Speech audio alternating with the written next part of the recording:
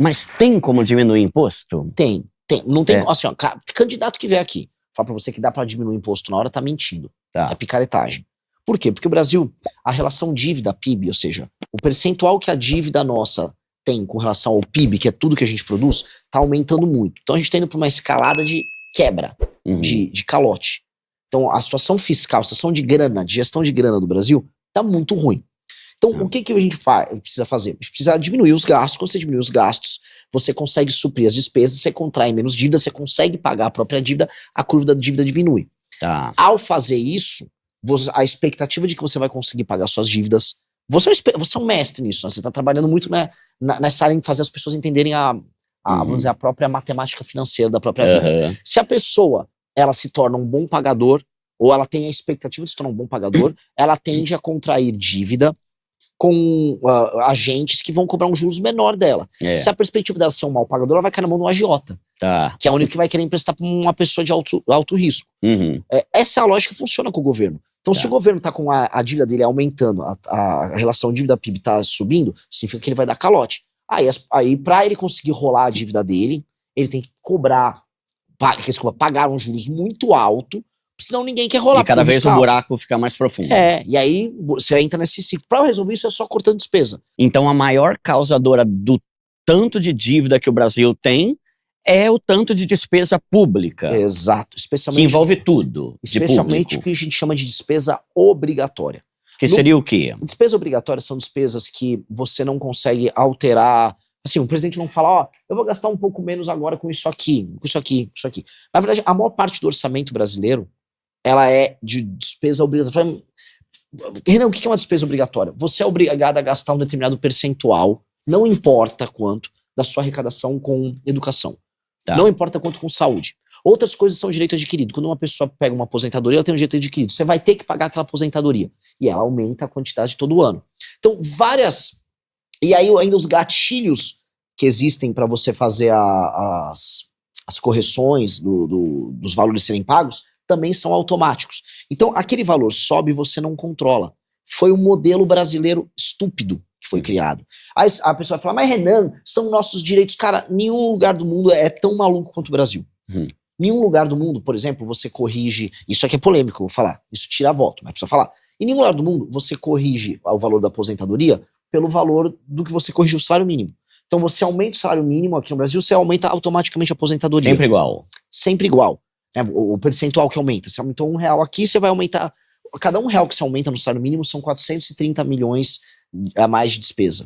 Então se aumenta R$100, a coisa vai dar dezenas de milhões.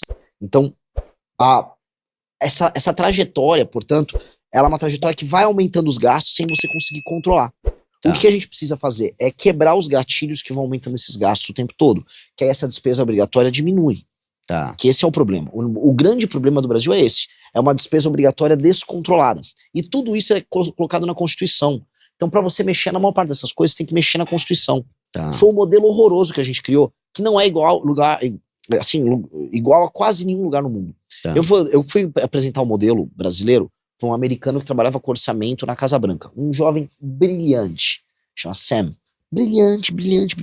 Ele me falou, cara, eu estudo orçamentos nacionais, vocês têm o pior do mundo. Eu nunca vi uma coisa dessa. E porque assim, em nenhum lugar, a partir de que todos os gastos são obrigatórios, o presidente não faz nada. Que é o caso brasileiro. O presidente não consegue executar nada. Ele não consegue investir, ele não consegue ter um plano. Porque todos os gastos estão amarrados. E aí quem controla esse gasto amarrado? Em geral, os sindicatos, as organizações do funcionalismo, que já estão amarradas ali e não querem mexer nisso. Então, isso aí fez com que o Estado brasileiro não funcione. O Estado brasileiro é um Estado que não é funcional. E eu acho que esse é um problema que precisa ser mexido. Se a gente mexe nessas despesas obrigatórias, racionaliza elas, aí vai sobrar espaço para quê? Para duas coisas. O governo investir. Porque, novamente, se você diminui a despesa e aí você tem uma arrecadação a mais, uma parte desse valor vai pagando a dívida e outra parte desse valor, ele fica direcionado a você investir em várias áreas. E aí entra uma parte, a gente pode arrumar nossa infraestrutura com isso. Só que tem ainda um outro efeito. Se o governo ficar com fama de bom pagador, os juros caem. Com os juros caindo, o que acontece com o investidor? Todo investidor, até um investidor humilde, ele investe. Em vez de ele comprar título do Tesouro, ele começa a investir na bolsa. Hum. Ele começa a investir em ações, começa a valer mais a pena você investir em ações. Um cara que é um capitalista, um cara que é um banqueiro, vamos colocar aí, ou um investidor, ele fala, vou botar minha grana em título do tesouro ou eu vou construir uma fábrica.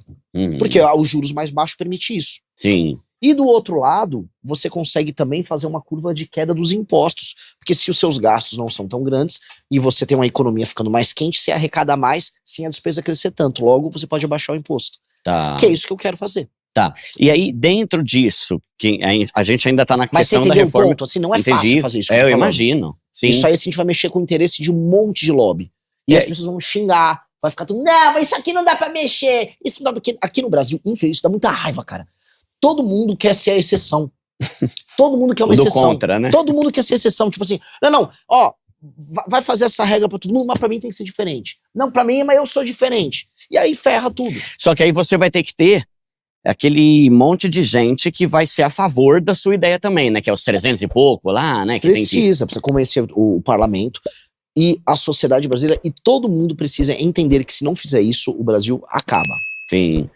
Se não fizer isso, o Brasil acaba. Nós estamos indo para uma rota de colisão que é orçamentária, é moral. Esses dias eu vi um artigo do presidente do Tribunal de Contas da União falando, né? Se o Brasil continuar do jeito que tá, daqui a 5 anos a gente não vai conseguir mais pagar as aposentadorias.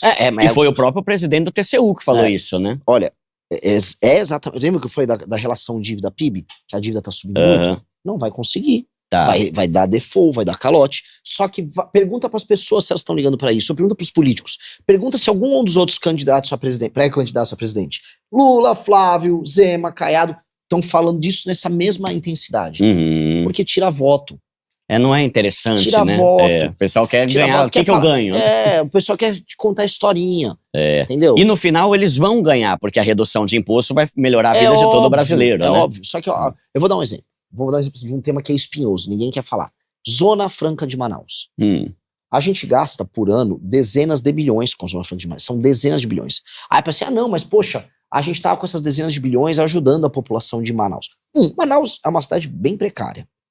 2, como é que Manaus é uma cidade de 20 milhões de habitantes, 15 milhões, é um lugar com 2 milhões e pouco.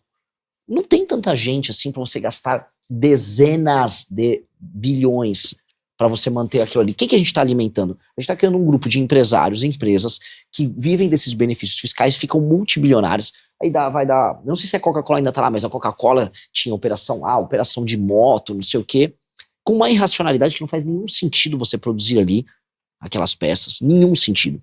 E com a justificativa, mas se não fizer isso, acaba. Mentira, não acaba nada. A gente consegue fazer uma transição para outro modelo que não dependa de subsídios como hoje. E aí a gente pode falar em corte de impostos para a população, porque o que eu quero fazer é o seguinte, a gente vai mexer com subsídios de empresas, subsídio de vários setores, que vai precisar mexer, um monte de setor que tem subsídio, tem as famosas renúncias fiscais, que é a mamata fiscal de quem faz pressão, e em troca, eu vou fazer corte de imposto para todo mundo. Então, em vez de eu beneficiar o fulano aqui, ali ou ali, tudo que eu cortar vira corte de imposto. Então eu beneficio todo mundo. Que a gente tem que parar de ter exceção. A gente é o país da exceção. Então o cara das zonas francas de Manaus, não, eu sou exceção. Galera, eu sou diferente. Mas por que você é diferente? Só 2,5 milhões de pessoas vivem aí. Não faz sentido vocês terem um benefício na casa de varia, sei lá, de 30 a 50 bi. É muita grana. É muita grana. Se você for pegar o orçamento da prefeitura de Salvador, que é uma prefeitura similar a Manaus, vamos colocar maior até, ela não ela é muitas ordens de magnitude menor do que o que a gente gasta para permitir a existência da Zona Franca. Então, assim, a Zona Franca de Manaus tem que ser substituída por um modelo, por exemplo, que não dependa de peças logisticamente tão pesadas, tem que fazer cabotagem, avião, roda para lá, um custo logístico estúpido. Aquelas peças, se você acaba com a Zona Franca de Manaus, realmente não vai ficar nenhuma daquelas metalúrgicas ou montadoras de produtos, porque aquilo é logisticamente inviável.